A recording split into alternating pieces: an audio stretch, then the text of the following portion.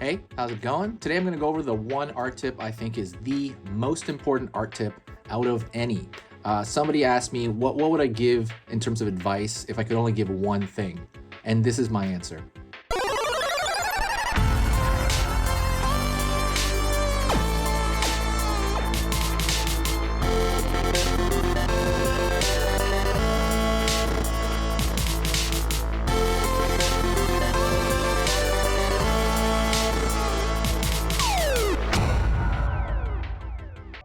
Hi, how's it going? This video is sponsored by Skillshare. Really quick, Skillshare is a community of creatives.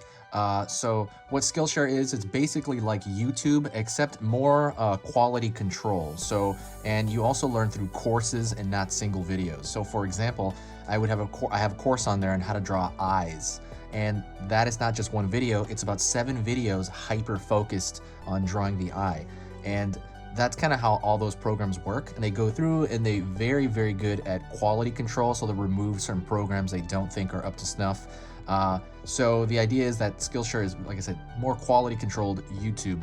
It is $30-ish a month, I think, but if you don't want to do that, you can do it for free for the first 2 months.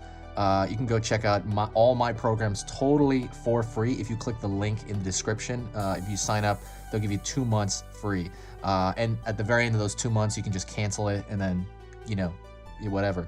But highly recommend it. I'm on there, so go check my stuff out. You can see every one of my programs on there doing that through that link. So enough of that. Let's talk about what I was going to get to. So when we're talking about like the one tip, and people ask me like, what is the secret sauce, right? What is the secret to drawing better? And there's a lot of different things that go into that. That's such a complicated question, but I would say if I was to give one tip to somebody who's actually learning, it would literally be the tip that I talk about on and off. It would be think in 3D.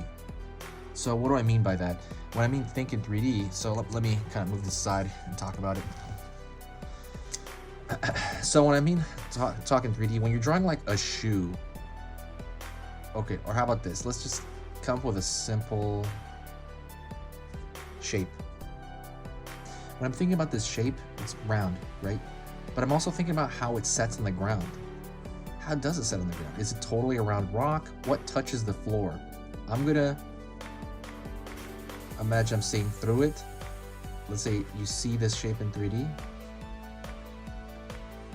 And that's the floor it's set on, right? That's not how new artists tend to think. New artists tend to think into what they can really just see, right?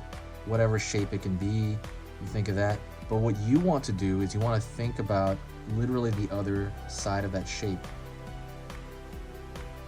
Because if this side is symmetrical, then that side will be symmetrical as well. And when you start thinking that way, you're gonna start doing these small things in your drawings, like putting certain edges in, like really kind of like evening out shapes. The evening out of shapes is gonna happen automatically when you start thinking like this. You're gonna know, and things are just gonna look a lot better.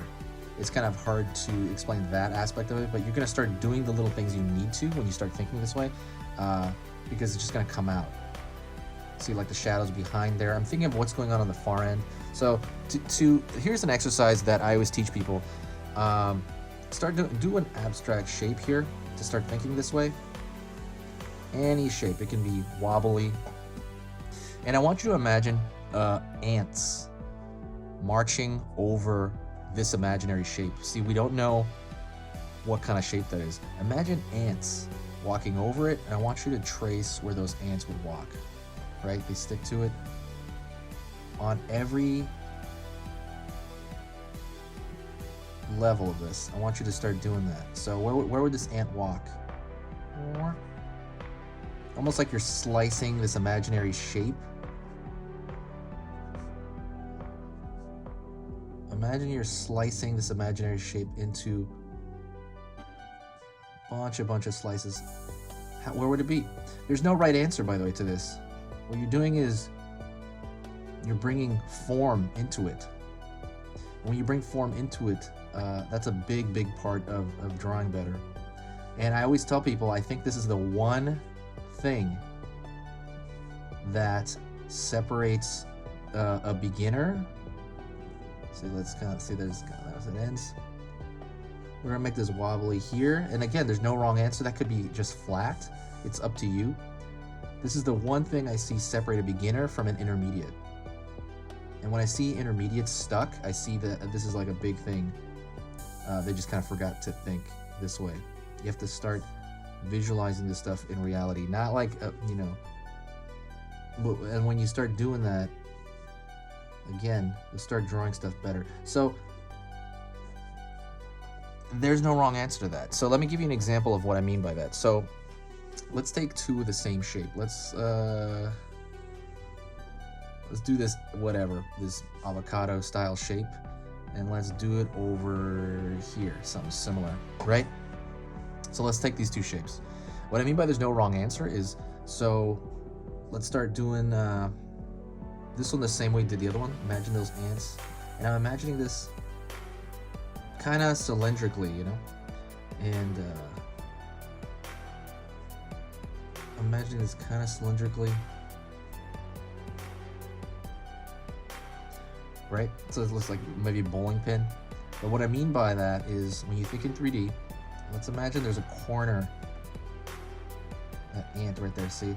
There's a corner right there. It has to walk around.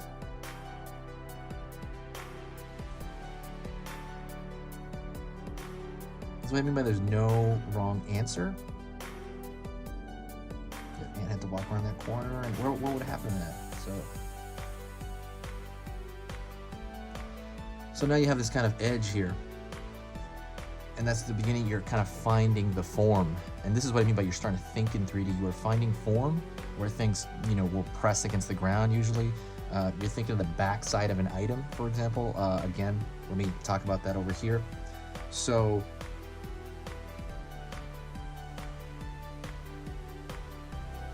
that could relate to a shoe. That can relate to, honestly, everything. I'm thinking of this form as well. I mean, I'm only doing round forms. I did do an angle there, but the more you think this way, like I said, the characters are going to seem grounded. They're going to feel more there. This is for everything: vase, inanimate objects, animate objects. This is going to make everything you draw better. Everything you draw. So just kind of like pay attention to that. I always tell people this. I hope you enjoyed that. If you did like that, please hit that like button, and I can give like more tips. But really pay attention to that. Thank you so much for watching. I appreciate you being around. This is my little cat drawing. Yeah, I'm thinking the same thing. But that's kind of it, guys. Send me a comment, and I love reading comments. If you have any questions below, I will answer any questions below. So that's pretty much the end of it. I'll see you in the next video, and I'll talk to you soon.